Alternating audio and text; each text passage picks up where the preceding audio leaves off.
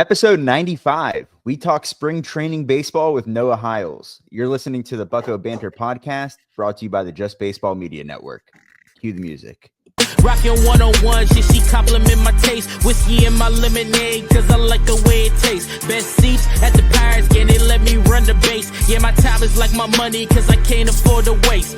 Wifey is a lawyer, take my date to my dates. Order steak by the plates, and in case after case, run my race at my pace, clear the grass of the snake. Fellas, welcome back. Noah, welcome back from Bradenton. I'm not going to ask you about the weather because, frankly, I just don't care and I don't want to hear it. All right, that's fine. It still seemed like that was an opportunity for me to brag about the weather, but I won't because you don't care and you don't want to hear it. No, yeah. You don't care and you don't want to hear it. It's beautiful down here. It's so bad here, man. I know you talked to your girlfriend about it, but it's like this weird combination where it'll be cold enough, but not cold enough to snow. So it'll rain for like 3 hours and then it'll snow for like 4 hours. And you get this like layer of like an inch of just slush. We're just kind of waddling around in it. It's awful. I hate it. I'm looking forward to Bradenton every single day. Yeah, it's pretty great. It's rained 30 minutes total since I've been down here. Monday night. It's been sunny and 75. You can see I got some color. Ooh, on my chest. Yeah. So it's been good. You can't complain. Is that from like the polo? Yeah, it's my golf tan. A little bit? Yeah, you can see like if you go down a little further, it's just all white. But yeah, it's my capital J journalist tan. That's awesome. I was going to guess it was from those runs with Destin across the bridges and everything, but I guess that he goes tarp off on those sure runs. He does. Ooh, okay. Yeah, couldn't be me. I just them days are past for your boy, but I also don't run with him. I go out before him, and we normally I'm getting back by the time he's heading out because he's going for a lot further distances and a lot faster pace than me. Destin, no shirt. I'm assuming it's like 6-7 inch shorts. It's like basketball shorts, backwards UCLA tennis hat. Okay. Yeah, I mean, I'm waiting for him to get hit by a car because he's kind of asking for it. Wait, did that already happen? Yeah, he did get hit by a car, actually. Yeah. The last road trip we did prior to spring training, he did get hit by a car. So, you know, maybe it just happened too early, I guess. I don't know. Does he have, so tarp off, I'm assuming he's listening to music, right? Usually we're listening to music. Does he have like the band? With he runs no headphones. Oh my God. Oh, what a psycho. Yeah. Is he near you right now? He is in the shower right now. I hear. Okay. In the shower. That's crazy stuff. I can. He runs. Yeah. His routine is he does like yoga and push-ups in his room to jazz music. I kid you not. Like this is all real. Like I know. Like we get back from work, we both like change out of our like work clothes. I decompress by like watching an episode of like Better Call Saul or like reading something. And then I hear him go into his room and 10 minutes later, I just hear like Louis Armstrong go into town. And then the doors open and I see like Rising Moon, Destin. And he's just ripping push-ups to like John Coltrane. And then I'm like, all right, I'm going to go run. And then I go for a run. I come back and he's always like on his way out. I mean, whatever he's doing is working. Like he's objectively better at life in all facets than me. So like, I'm not going to sit here and shit on him too much, but it is very funny to live with. Like he's like a great beat partner, a great roommate. He's just like a 70-year-old man trapped in this fit 25-year-old body. It makes no sense whatsoever. I didn't know his personality. I didn't know he acted like that. Like if I heard my roommate blasting jazz music in his room by himself, I would be thinking other things other than doing yoga and stretching. But no, I mean he's just a character. The other day I heard him unironically singing in the shower. Like it's just like he's like the purest human I've ever been around. It's so fun. Like I cook dinner every night and he's like so appreciative. He's like, this is so good. Thank you so much. And I'm like, Brother, it's chicken and grilled peppers. It's not anything amazing, but you're welcome. Yeah, I mean, what's the fridge looking like? Because it's you two in a house. Are we going grocery shopping together, or what are we doing? Yeah, so I mean, we're gonna go out to eat more. I think our mentality is like these days in the beginning are a grind, so we kind of just want to lounge at home when we get done. So we went grocery shopping and we like loaded up. We're like, I'm gonna be here the whole time. So we got a lot of stuff, fruit, vegetables, frozen fish, chicken, whole bunch of stuff for sandwich. We pack a lunch every day. So I mean, we got a fully stocked fridge. And every night, I'm trying to think of the meals I've cooked so far. We've had salmon one night. We've had lemon pepper tilapia one night. We've had some grilled chicken nights. Today was, chicken, corn on the cob, and brown rice. It was nice. Yeah. I mean, I like cooking. And Andrew is just like, this is the greatest, Well, from what I've learned on social media over the past couple of days is maybe his food vocabulary, as you will, is not very vast. Like it's like unbelievable. It's actually like very ideal for like the human, like he'll just when we went to the Memphis USF game a couple of nights ago, and while we were driving down the street, there was like a Chick-fil-A, a Burger King, and a Taco Bell all in a row. And I was like, how many of those things have you been to? And he's like, I have never stepped foot in any of those restaurants. Oh my Lord. Yeah. And so Alex got his bit. It is funny. Like Andrew is like the healthiest and purest human overall around us. And we're just like slowly trying to like ruin that for him. Like Alex is like making him eat something unhealthy every day. And it's like, you would think we're making him like participate in Fear Factor. Like the way he's just like, I was like, Alex brought like a variety pack of like fruit by the foot, Gushers, fruit roll-ups. And he was like, I'm going to try one of these every other day for the rest of the week. And I was like, why don't you just do all 3 in a day? He's like, I can't do that. I was like, this is no different than having like a large milkshake. Yeah. Like it's fine. Like you're not going to die. I just can't believe he's never had an Uncrustable. Like that's shocking. Never had an Uncrustable. Never had any like Little Debbie products. We were running down the list like zebra cakes, ho-hos, Twinkies, OCPs, nothing. Yeah. OCPs are where it's at. I had an Uncrustable earlier today. Yeah. Just popped one out of my pocket. Watched him eat it. Yeah. Incredible. I one-bited one just to prove my alpha energy around Andrew the other day. They said I couldn't do it, and I did. So you get both ends of the spectrum when you subscribe to the Post-Gazette for Pirates coverage. You get Andrew, who's like going to live to be 120 years old and win Pulitzer Prizes. And you got me, who's like, probably got like the liver and other vital organs of like a 65-year-old who chain smokes every day. So balance each you other get a little bit of both. It's good. Yeah. Awesome. Well, should we get into baseball? Yeah, we should. Yeah, we probably should. I mean, we've talked about Andrew Destin's health habits for 9 minutes now. Yeah. We're probably just gonna listen to this on the way to work tomorrow. Please do. The whole time he'll love it and be like, "You're too kind." He's the best. Well, you guys have been doing a lot of videos. Go subscribe to PG Pirates on YouTube. We had a great time on the show last week, but you guys are killing it down there, giving us all the news that we need to know every day. Who's in the best shape of their life right now? Who looks unbelievable? Who's just ready for the season, happiest they've ever been? I'll say this. 2 guys who are in notably better shape are Henry Davis and David Bednar. Actually, I'll even throw Ke'Bryan Hayes in there. Like, Ke'Bryan and Bednar are notably slimmer. And I'm not trying to spread false hope. Like, I'm not making any huge judgments on either of those players until like May. Mm-hmm. Like, I need to see them do it in spring, and I need to see them continue to do it. Bednar, I'd feel a little bit more comfortable being like he's back if he can just stay healthy and have a good spring.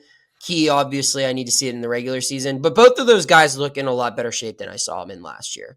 And then Henry Davis looks like he put on muscle, which is kind of impressive because he was big last year. Yeah, he was a big guy last year. But yeah, those are guys that when you say like best shape of your life, I thought it was funny that Paul refused to say that. He was like, I'm not committing to that cliche. He's like, I feel like I'm in good shape. But yeah, I mean, some guys will look good. Some guys, I mean, haven't looked amazing. But again, it's like 5 days in. Some guys just need a little bit more time to get going. But yeah, I would say like my biggest winner of spring training so far is David Bednar. He's looked really good. His live bullpen today, or live BP today was, aside from Skeens, I think the best on the team. And he faced a decent amount, like some decent hitters. I mean, with Reynolds, that's the best hitter available to face at camp right now. And then Triolo, a guy who's going to start.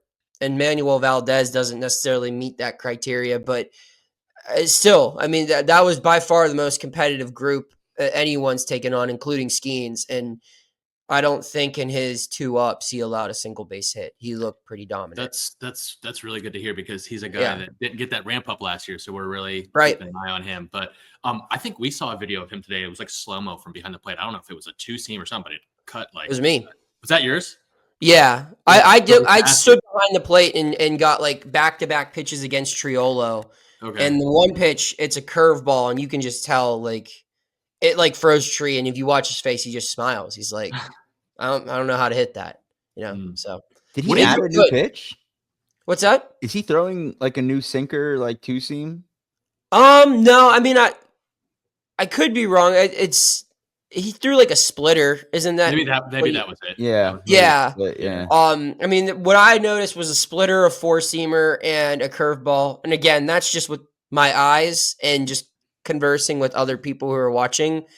I don't have like the TrackMan data, and they don't have like savant info for live BPs. But yeah, that's basically. So I think that's what he already throws to begin with. So I don't think that's. It looked good. New. It looked really good. Yeah. It's good. Nice to see him out there. Yeah. So Noah, given this is your first full spring, right? Like last year you were down there part-time. What are you looking for? Like, his first couple of days, like I know it's easy to overreact. Like we saw, through a full spring last year, we saw Henry Davis kill it. We saw some other guys kill it. We got really excited. What is something in the early days that you're focusing on? Body language a little bit. There's certain guys, they'll throw a bullpen and you can tell they're like, oh yeah, they're very pleased with that. Like there's a video they tweeted out the first day when Paul was throwing his, and he like threw one pitch and he just was like, yep. Like he was shaking his head and he was like, that's exactly how I wanted that to go. And then there's other guys who have thrown and you could tell they were not satisfied with how things went. And again, I think it's way too early to react too much to that, but you could tell like some guys are like, man, that didn't feel good. Not in the injury way, but it's like, I've got a lot of work to do between now and March 28th, which is, again, fine. That's one thing I'm looking at. The second thing is, who's where and when. And to elaborate further on that, I'm looking at, and Andrew kind of made this point earlier on our YouTube channel. It's fun to see who's catching who's bullpen, right? When you have a guy like Hunter Barco or a guy like Dario Marietta who's on the 60-day and not going to make the opening day roster, those guys are getting caught by, players who are going to be in AA, AAA, right? Non-roster guys. But then you see Henry Davis catching Johan, or you see Joey Bart catching Paul Skeens, and you're thinking, okay, well, now I'm getting a little bit of an idea of who's where on the depth chart. Ideally, right? You want those catchers catching the guys who are catching Jared, Paul, Bailey, Mitch, Bubba. Those are guys that are probably going to be playing a lot of catcher in the regular season. Also just fun to look around and see, especially at first base. Anytime anyone stands at first base, you have to pay attention because that's a big story with this team right now. Gorski getting some run there was a little surprising, I guess. Derek Hall's been the main guy. There have been a couple of other people whose names have been mentioned in there, but I haven't seen Reynolds do anything at first base. I haven't seen Endy do anything at first base. Haven't seen Triolo do anything at first base. Saw Daniel Vogelbach over there. He ain't playing first base in the regular season, I'll tell you that. How about Kevin Gorman's article today that he posted? I don't know if you saw that, but he put it in there as a surprise, Jack Sawinski. Now, I know that hasn't been talked about. That's not happening. Okay. No. No. And that's not me like taking a shot at Gormy. I just don't see that happening in the sense where they're not going to, especially for a guy like Jack, they're not going to throw that on his plate. Sure. When he's got so much else to work on right now. Yeah. Yeah, no, absolutely. What, real quick, because I know it was told to you, I think by Shelton at Winter meetings, that Reynolds might get some time at first base. And then we heard Sherrington say, not going to happen. Do we expect some reps here and there? I would say sparingly. Yeah. Yeah. Okay. And I've said this to other people, I don't think the Horwitz thing is going to lead to any more playing time there. I think that they're just, I mean, he's their right fielder. That's a new position for him to begin with. So, yeah, I think that he will see some time there, but it'll be like Nick Gonzalez shortstop equivalent playing time, if that makes sense, where it's just kind of going to be like a situation where it's a Sunday. They want to give another guy some opportunities in the outfield. First base might have some injuries or whatever, and it's just like we can slide him in here for one thing, but I don't ever think he's going to be like a permanent option there this season. Gotcha. Let's talk about Spencer Horwitz. Now we're on the topic of first base. You're going to be publishing an article tomorrow about Spencer Horwitz. Let's what does that stand right now? Where, are we optimistic that he could be ready for opening day, or I don't know. I mean, I just, you guys both played baseball. I mean, you know how wrist injuries are. You can give a timetable, but until you like actually grip a baseball bat, until you start swinging it, especially at first base too. I mean, that's your wrist is very important at that position. Yeah. There's a lot that needs to be tested. I think is it his right or left? It's his right. Yeah, it's his right. Okay. So, I mean, I guess his glove's not on it, but still, I mean, you have to hold a baseball. You have to do a lot of things with that. It's his front hand and his batting stance. So I just don't know. I mean, I talked to him today. We're recording Sunday. His stitches come out Monday morning. I guess that's a step forward. He's present. That's one thing I will say. Whereas some guys, I think, in this situation would go back home and train or rest or just not be around. Like, this guy is on the field during BP talking with his teammates. He's around. And I think there's something to be said for that. This is just a very unique injury where I don't understand why they listed it as chronic to fix the chronic injury, because I know he did have chronic wrist issues, but he told me that this was something new, that while it's the same wrist, that this injury is in a different part of his wrist. And I mean, maybe the chronic issue kind of weakened the rest of the body to where this injury was made to happen. Maybe that's the case. But it's just unfortunate. It's not a case where the Pirates got fleeced and the Blue Jays sold them a bag of goods. They had the most accurate information possible when they made this trade. He got an MRI in October at the end of the season, not for any other reason than the Blue Jays said, hey, we know you've had wrist issues in the past. Let's just get it checked out just to be sure, because it's the offseason. So they had up-to-date information. They viewed it. They said this is worth making the trade. And, for some people that might sound skeptical, but I mean, people with injury history get traded all the time.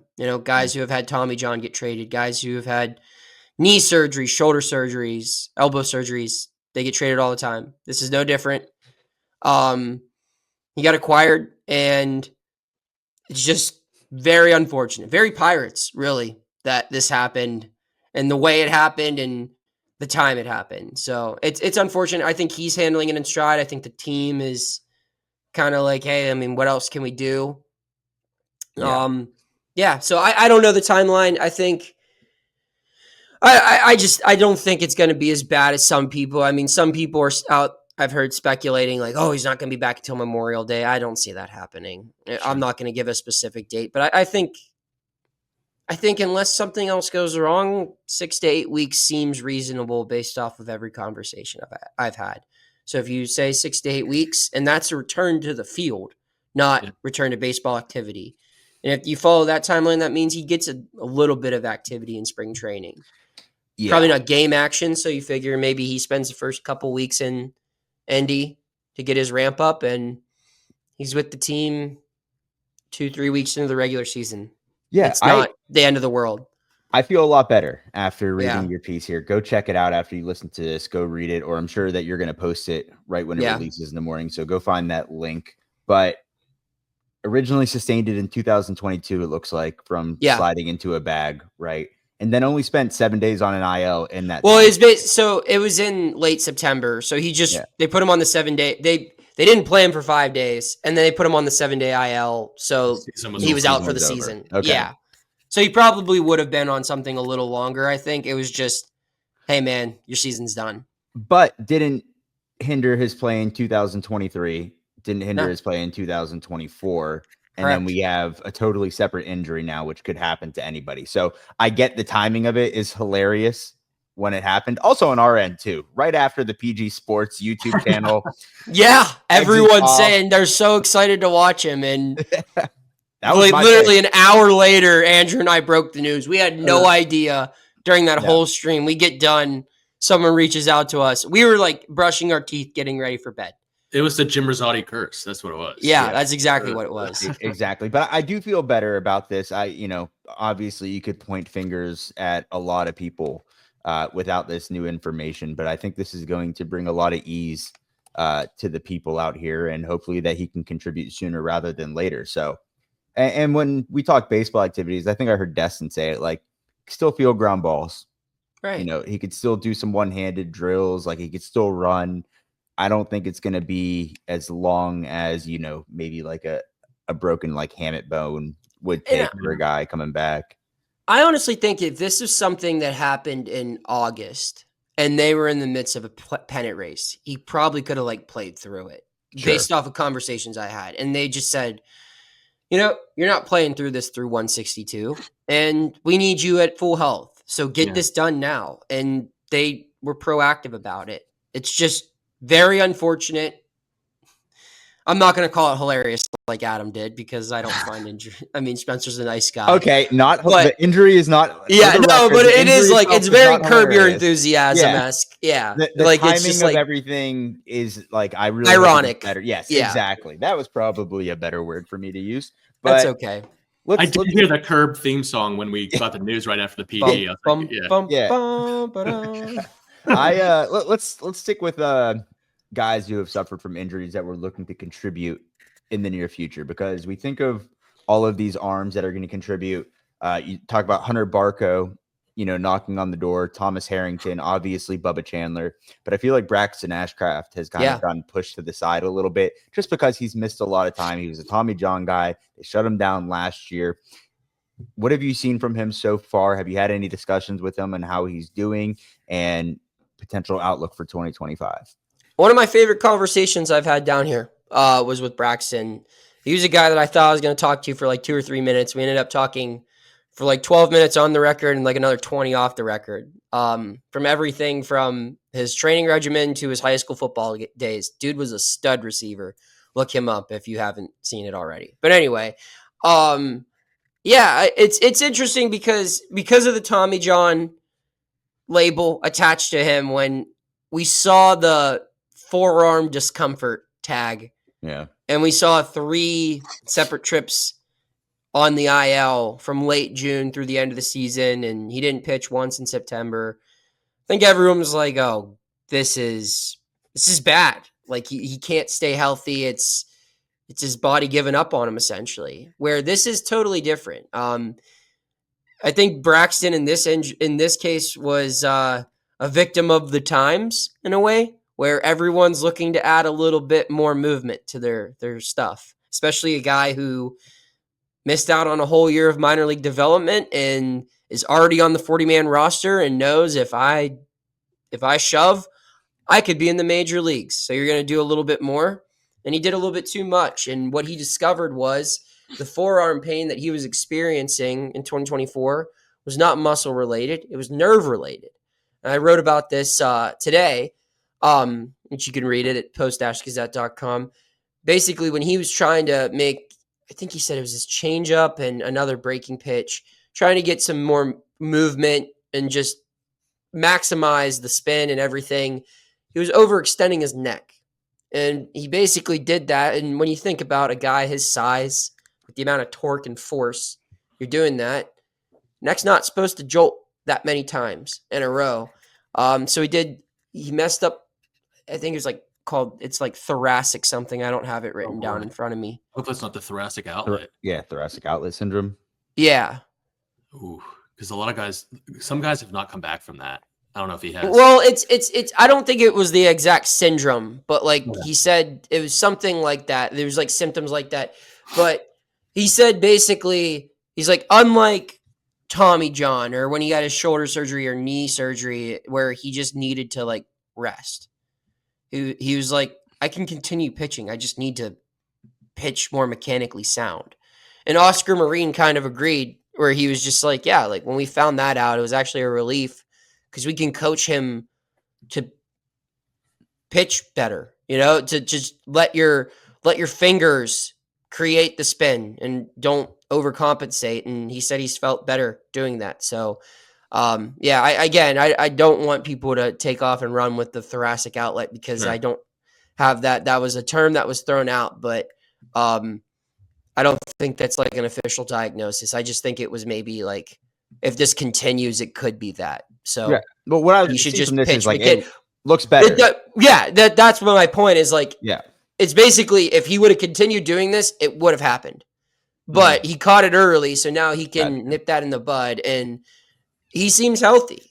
He seems very optimistic. He's added everyone's adding a 2-seamer apparently this year. Him, Paul, who else? I don't know, but he's adding pitches. And he's a guy that I know we've talked about on this show, the idea of being versatile with him. Yeah. And I'm going to write something this week on just that whole concept. I've talked to Shelty and Oscar Marine about that.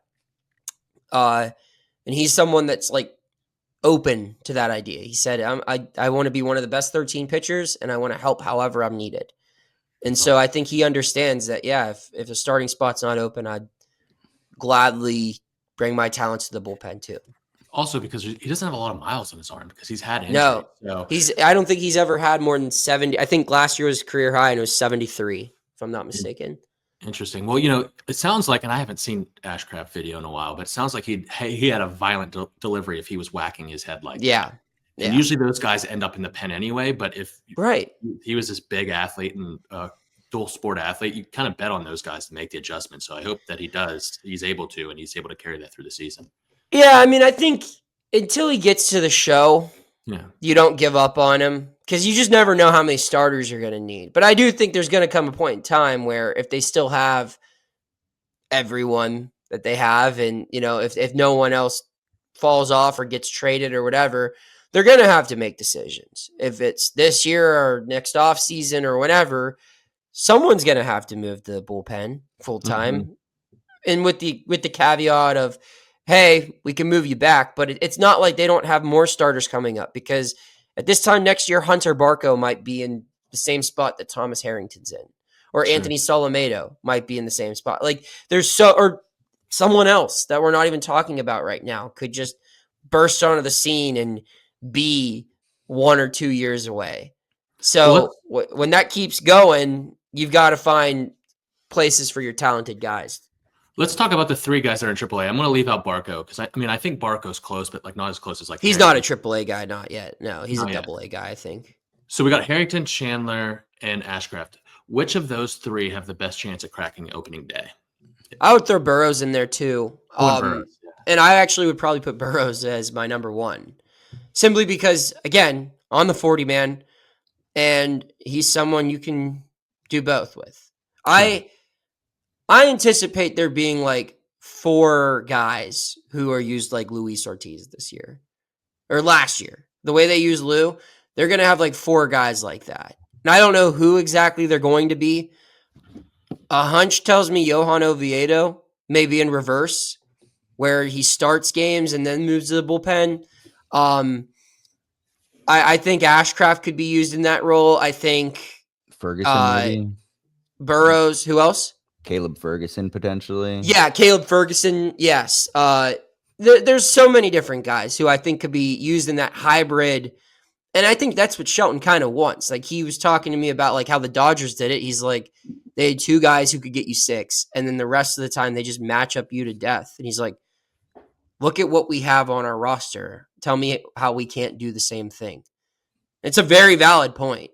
Sure. Especially with, I mean, by August, you should have enough live arms up here where you could play 2-inning matchups. You can look at the next 6 hitters up and say, these are yours, Braxton, and then pass the ball over to Bailey Falter or something. You know, like there's just so many different combos that they could throw out there until they get it to the back end guys.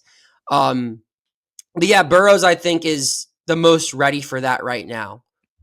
Him or Ashcraft, because again, they're both on the 40. I think Harrington's probably last in line, and I think Bubba is by far the most talented, but someone that they're not going to rush that, and nor should they. I mean, if they really wanted to put together the top 5 starting pitchers, Bubba would be on there. But that's not how baseball works, and that's not how it works for any team in the major leagues. Unless you need that guy up there, you don't put him in there because you want him fresh toward the back end. You want him making, I don't think he'll have like Paul Skeens 3-inning outings like we saw last April, but I think you want to monitor his workload so that he can be available to go deep into games in August and September if you need him to. Tommy Pham was at Pirate City. He was. Okay, we saw that. You stumped Destin. Gormy did an incredible job timing that up, by the way. So. No, we didn't. You know what? And I love Kevin Gorman, but if you look, well, I mean, you can't see it now, but Gorman is so, like, I grew up reading Kevin Gorman. He's a great writer. He's a great guy. He does not follow directions. We were all typing this out, and I said, we're going to do it on the count of 3. And he goes, oh, I already did mine. And I like cussed him out in front of everyone. Like all the players were looking. I was like, who the hell do you think you are? You know, like you wouldn't even known that was Tommy Pham if Alex and I didn't point it out. You should have specified Gorman had it first. No, don't do that. That's unbelievable. So he beat us by like 15 seconds. But yeah, that was the thing. He's there. We didn't get to talk to him. I'm sure we'll talk to him tomorrow because it's an official move now. Okay. We didn't get the chance to talk to you when they said he was going to be playing left field. What are your initial thoughts on that? I like Reynolds better in right. Yeah, me too. And I think that's the bigger point of this move. I don't think Tommy Pham's going to be their starting left fielder by July. Sure. Do you guys? Well, no, I think he's not going to be on the roster. You're right. By that time, to be honest. I think you're going to see a lot of late game Billy Cook defensive replacements. Jack. Billy, I mean, like they're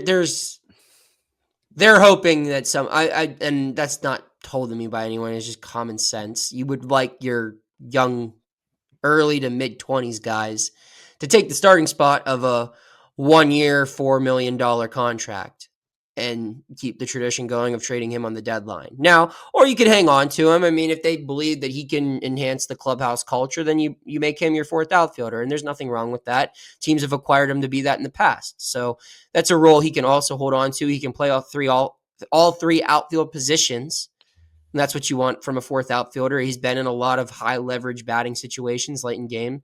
So he has a different role in this team. I just don't see him being the left field starter for 162. His metrics were the most favorable in left field last year. Yeah. I think it was the only spot of the 3 where he didn't have a negative field run value.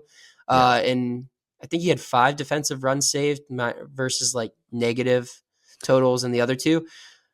I will say left field at PNC Park's a lot different than left field in St. Louis, Kansas City, and Chicago. Yeah. Oh But I mean, yeah, I think that was more just a Reynolds move. And yeah, I mean, shoot, you got to play him somewhere, and left field's his best spot. So put him there and see what happens. Again, I think if the Pirates had it their way, Tommy Pham would be the fourth outfielder by midseason, and Jack Sawinski would be their starting left fielder, or Nick York, or whoever else. Yeah, I was gonna say I like the move more for putting Reynolds in right field than I do for Tommy Pham. And if that's the end result, then so be it. Because I think in left field, Reynolds was -9 outs above average, and then in right field, he's -3. So it's like, I'll take that. That's a big difference. And I mean, the best attribute to his game right now is his arm. Yeah. And you still get a chance to use that in right field. You get to make the long throw from right to third. You get to make the throws home. And right field is the easiest place to play in the outfield at PNC Park. So yeah, and Cruz is going to take up a lot of that territory. Yeah. So easy peasy. I love that. What do you think, Scott? Yeah, I mean, again, I don't see Tommy Pham. I think we might have mentioned this last episode, Adam. I don't see Tommy Pham being the starting left fielder for that long. You know, so I like it more for Reynolds too, because like you said, a shorter right field, he's got stronger arms, so should work out. But let's talk about Paul Skeens. Paul Skeens is going into year 2. You already mentioned that he looked very confident in his one bull. I don't know how many bullpens he's had, but the one that you watched, 2. He's doing 2. Is he like? What is another level for him this year? Because I feel like he was already like one of the best arms in the league. Right. So it's kind of scary that he's adding 2 pitches, because the video I saw of him throwing to Adam Frazier today, I was like, that is why swinging a baseball bat is the hardest. Is the hardest thing in sports. Yeah, that was what's funny is that was a missed pitch too. Yeah, like he like told us that indirectly. He was like, "That's not where I really wanted that to go, but it looked good," which is like again the perfect sign of like how good you are, where it's like, if that's your miss, then you're pretty damn good. Yeah. Right. You're not missing over the plate. That was like right on the black. It was probably close to triple digits. And poor Adam Frazier had, I mean, what did he do to anyone for that to be his first at bat of the season? To dig in against Paul Skeens to start your year. That is the hardest at bat you're going to have all season. And like, could you imagine that? Like when you're growing up, like the fastest pitcher the best pitcher you're going to see all summer, no matter where you travel, who you're playing against. It's like, okay, this is how I'm starting my February. I'm digging in with this guy who is always in midseason form, and so, and it's just, I think the goal for him in adding pitches helps him get there is efficiency. And that's a struggle for every power pitcher, right? It's you strike out 12, but as a result, you're probably going to be over 100 pitches by the end of the 6th inning. And so Paul, being Paul, the way he worded it is like, I'm not going to change who I am. And good call. You shouldn't. And like, it's crazy to hear it to someone to be like, I am going to get more 4-pitch outs and also maintain like a 9 strikeout pace. But like when he says it, it's like, yeah, you probably will. Sounds about right. Like, it's just, he just says it like so matter of fact, like I just got to get ahead in counts. A guy that has like a cross body delivery, and then to have that type of run on a 2-seam to a lefty is nearly impossible to hit. Right. And then you add the cutter against righties, and it's just, he's moving eye direction like no other. I mean, he throws 4 fastballs, and then I'm sure his slider and change will be better. Yeah, I mean, he's going to be able to tunnel these pitches along with everything else. It's going to be the swing decisions that you have to make are going to be nearly impossible. You have to guess. Yeah, and I mean that's the thing. Like everyone's talking about how this is going to play off like the slider and just off his 4-seam, but like adding the 2-seamer and tunneling that with the splinker, because that's almost like the same pitch, but it's not. Like it's just the splinker just decides it's not that, and like the final 2 milliseconds. So yeah, I don't know. I mean, one, you can only throw so many pitches so many times. Like his four-seamer is still going to take up most of the volume because it should, right? Yeah. That's what sets the table for everything else. But yeah, I mean, we saw last year there would be those outings where it's like, okay, well, he's just throwing this pitch a whole bunch today. Yeah. Where'd that come from? And so I'm excited for that first outing. I don't know if it'll even happen in spring, honestly, but it'll probably be like, against some poor soul like the Rockies, where he'll just decide to throw like 70% two-seamers. And you're just like, oh my God, like what are they going to do? Yeah. And it's going to be fun. He's going to be like, yeah, I've had that in my bag the whole time. And it'll just be matter of fact. That's just who he is.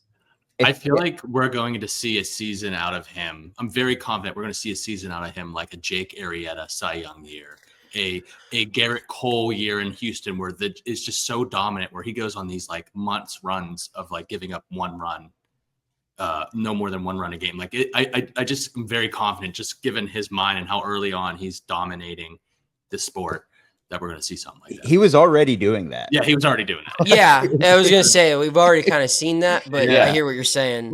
Like Yeah. he threw 6 pitches last year. 4-seam, the splinker, curve, sweep, slider, change. And as Noah said, like some days he just throws something more than others. I will say, just to interrupt you, because I asked him about the slider and the sweeper, the same thing. He called out StatCast. He was like, they don't know ball enough, apparently, because that's the same exact pitch. So he threw 5, but now he's at 7, which is still insane. Okay, yeah. Oh, yeah. For a guy who's been a full-time pitcher for like 3 years. Yeah, so, I mean, who other guys in the league, I know, like, the Japanese guys have, like, a huge arsenal of pitches. Like, Yu Darvish has been one of the more successful ones that has thrown, 7, 8 pitches? Yeah. And the only other one, really, that I think did it well when he was fully healthy was Shohei Ohtani. Was throwing like 6, 7 pitches that were all gross. And why can't Paul Skeens do that? Well, who throws a lot of fastballs in a different way is his teammate. Mitch has like 3 or 4. Yeah. I mean, he doesn't have like a splinker, and he kind of needs to get rid of the cutter, but right. But like he has all of those. Yeah. I mean, Mitch's best contributions with the cutter is teaching it to other people.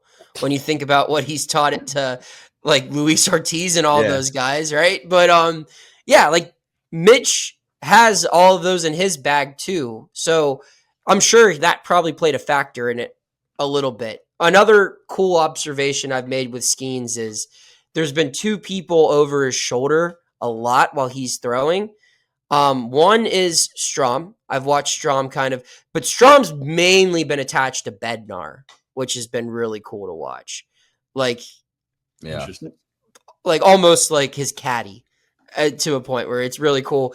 But the other, and I don't have his name written down in front of me. It's Drew Bennis, the AAA pitching coach. Oh, okay. Yeah, and that's a guy that a lot of those that young group, like they all think very highly of. And quite frankly, I thought he was going to get a big promotion this offseason. But like that guy's around Skeens a lot. So I wonder what type of relationship they have, and that's something I'll probably dig into. And if anyone else on the beat is listening to this, back off. That was my idea first. Love that. Yeah. Incredible. Last thing I want to touch on, we've mentioned it before, Jared Jones really being like a 2-pitch guy last year. Has there been any sense that he's developed a 3rd pitch or he's working on adding to the arsenal? He's working on it. Yeah, he's working on it. Okay. Jared throws again today. Well, on the day that this is coming out. This runs Monday, right? Right. Yep. Yeah. So Jared last through Friday. I've got to know Jared well enough to not ask him questions when I can tell he's not in the best of moods. He wasn't in the best of mood after his bullpen on Friday. So I decided to let that be. But I think if he would have been willing to talk, he probably would have said that wasn't his best showing. And I think that that's just a frustration thing where he was trying to work in some new stuff. I think he has been focusing a lot on the curveball. And I think I saw a splitter in there too.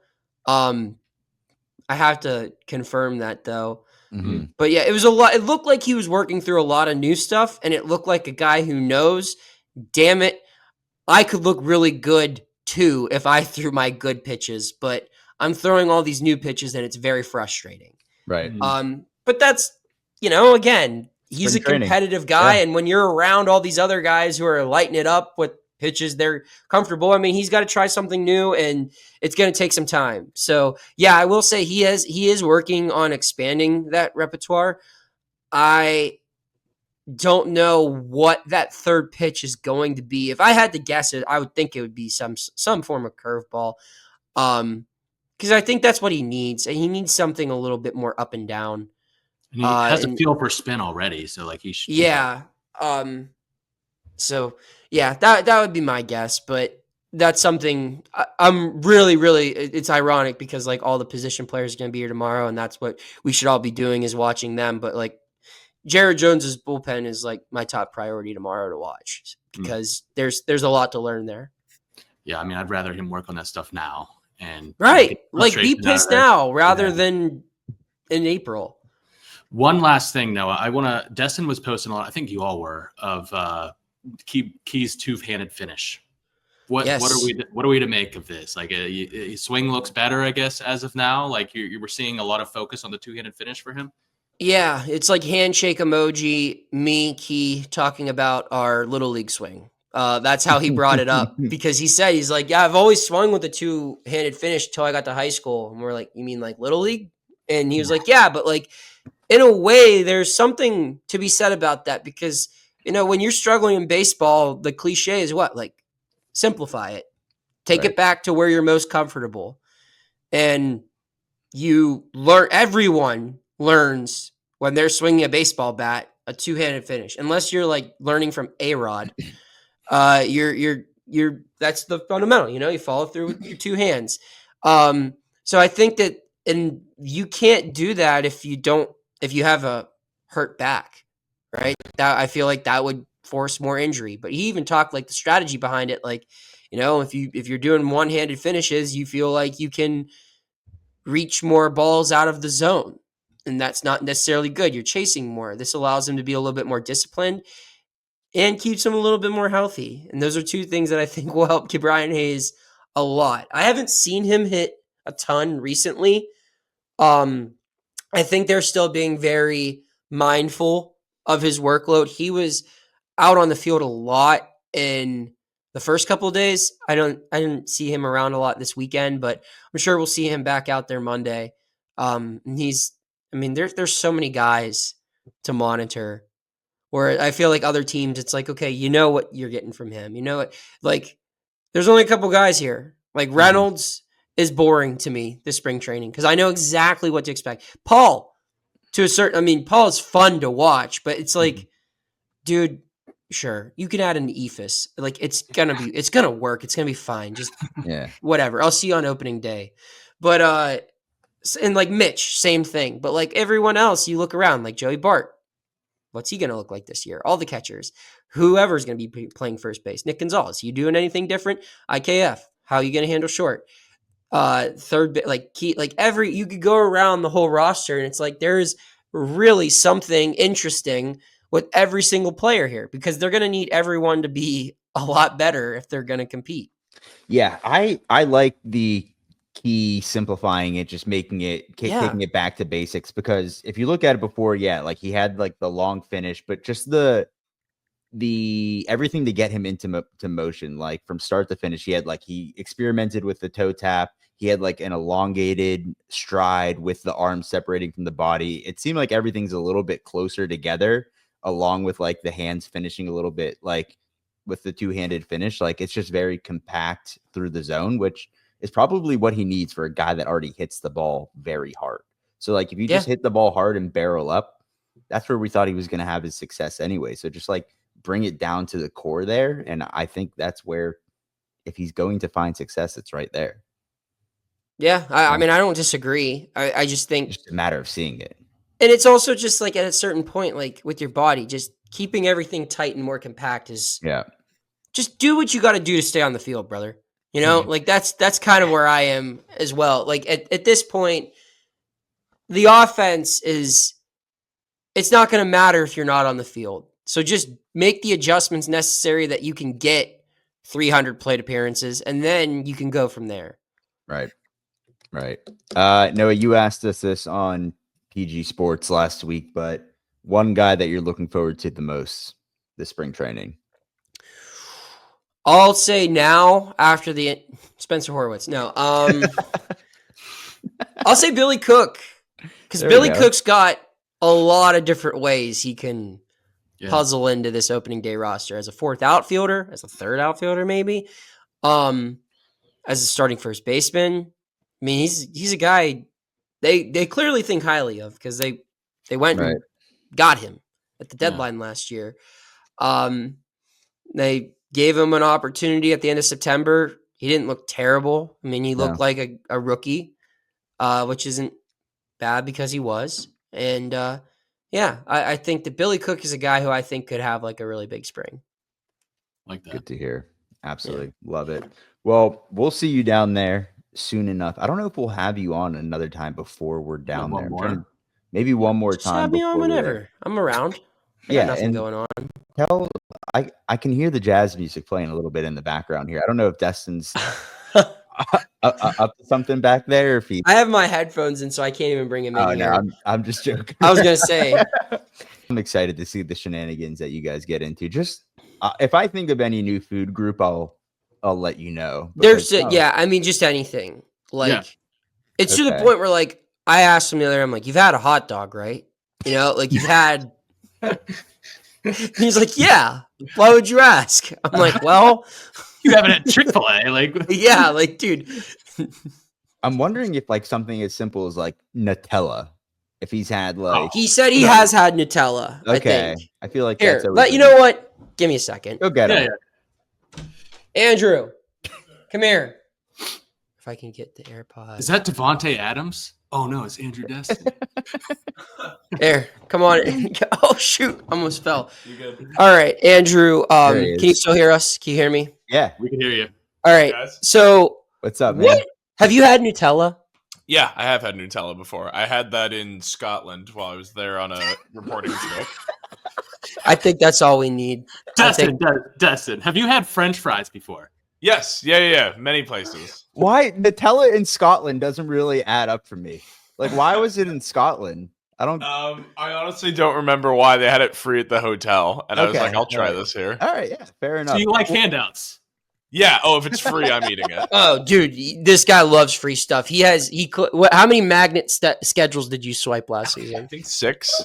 I took 4 from the A's. The last A's series. That makes sense. I get that. I did take so many of those that I gave one of them to my friend who had never been to a baseball game before, and I went to see him again last month, and he had it hanging on his fridge, and I had never been more proud. Oh, love it. Now, Destin, the fruit roll-up. Here, take the mic. Take the mic. Just real quick. I got a couple of questions. The fruit roll-up, that's something I haven't ate probably since I was in 2nd grade, and then you tried it at what, the ripe age of 25. 25. What's the verdict on the fruit roll-up? Was that something you would have enjoyed as a kid but no longer as an adult, or you're kind of indifferent about it? No, I was thinking about this some more. I think the reason that I don't like that kind of candy or never really had much of it is because I've always had a sweet tooth for dark chocolate. Like, I've had like every type of chocolate candy, but I never liked like the high fructose corn syrup sugar stuff. So it's like, once I had tried one of them, I was kind of like, I've had them all and I don't need more of them. But I mean, I'm kind of hypocritical because I've also had stuff like Fun Dip when I was like a little kid. Okay, all right. Andrew threw a parade when RFK outlawed red dye number 4. You know what? That was a good measure. Andrew, you guys want to just ask him about the morning routine or the workout routine I outlined? Please. Yeah, you guys go into it. Why jazz music? I need to understand that whole thing. Oh, yeah. So I do listen to a lot of different music, but jazz is really good for soothing my mind and clearing it. I played jazz band from the time I was 12 till I was 18. I played trumpet. And so big fan of Coltrane, love Miles Davis. I'll listen to Thelonious. I'm not as big on his music. I'm not a huge piano guy, but Monk does it for those sometimes. But yeah, it's good for the routine because I'm always doing planks, push-ups, side planks. You thought I was bullshitting you. I outlined it perfect. That's exactly what Noah said. So yeah, that's great. Did you ever listen to P. Diddy while you're working out? No, I can't say I do. No P. Diddy in this house. Okay. Well, I don't know his work particularly well. Good. Well, that's a good thing. That's a good thing. Now you and Noah both run, but not together. No. But we can run together. That's the invitation's always there. I'm happy to run with folks. I'm not running next to Andrew shirtless. It makes me look worse. It's just that's not fair to me. I'll wear a shirt. I'll make it work. Now, he really wants to run with me. I gotta build up. Are you guys just powering through sunscreen down there? Then, if you're going shirtless, dude, that's you want to talk about sunscreen mishaps. Let's talk about our boy Stump. Yeah, real that was quick. rough. That was rough. Props to everyone still watching this, by the way. But Stump almost went blind a couple of days ago. The one day he accidentally sprayed, not rubbed, but in his eye, and so he was one eye all day. And then Saturday, he had such a bad allergy episode that another writer had to drive him home from practice. He couldn't open his eyes. Yeah. He's been doing this for so long. Well, how are we making these mistakes? I don't think there's ever been someone built less for Florida than Alex. Socially, politically, biologically, everything about this place is just not for him. I was going to ask if he Jack Sawinski'd the sun or something like that. But basically. And he knows it too. I was talking to him today. He was I was thinking last night while my eyes wouldn't open, how I've been here for 6 years now, and I've spent almost a collective year in Bradenton covering this team in my life. And maybe that's why my eyes won't open anymore. Oh, God. That's amazing. Well, I don't know, Destin, how long are you down there for? Because I know it's not as long as... March... I think it's March 9th or March 10th is my flyout date, and then I'm gone for a week and a half, and I'll come back at the very end of spring training. Oh, okay, we're just going to miss you then. We're there that weekend, but maybe we'll have you on the show here in the next week or so. I was telling Noah earlier, you guys are killing it with the PG Sports, so keep it up. Super fun. Put some sunscreen on, and then keep trying new food, man. I think it's exciting. Limit for you. Open your mind, Destin. Come on. Yeah. We're open to all opportunities. I think that's something that it's a cool part of life. Experiencing new things with friends and family. That's what it's all about, right? Even if it's at 25 for the first time. Yeah. And I'll end it at this. I think one of the big things when I was at baseball camps when I was younger, your parents give you a couple bucks and then they have the concession stand where everybody runs at lunch, and they have the tube of just goo that's just kind of like sugar. Do you guys know what I'm talking about? It's always blue or red. Yeah. And it looks like a toothpaste tube, but it's just and the cap, you would twist the cap off, right? I remember that. You'd squeegee it out kind of. Okay, so you're familiar with that then. Yeah, I never would get that though. I'd always get corn nuts. All right. Okay. I was going to ask what everyone's favorite Little League snack is, but I just don't want to hear anything else. Oh my God. Corn nuts are a choice, man. I don't. Dude, those ruled after baseball games. Corn nuts. Okay. I don't even know if I know what corn nuts are, to be honest. Are they they're just... That sounds like something you give someone with Alzheimer's to be quiet. Here, eat your corn nuts, drink your warm milk, and go to bed. Right, we gotta end this episode, dude. We gotta stop. Destin, I appreciate you hopping on and anytime, guys. I absolutely love it. We'll keep up the good work down there. All right. Thanks, guys. Thanks as always. Yeah. Thanks, fellas. Thanks, everybody. Rockin' 101, she compliment my taste. Whiskey in my lemonade, cause I like the way it tastes. Best seats at the Pirates game, they let me run the base. Yeah, my time is like my money, cause I can't afford to waste. Wifey is a lawyer, take my date to my dates, or the steak by the plates. And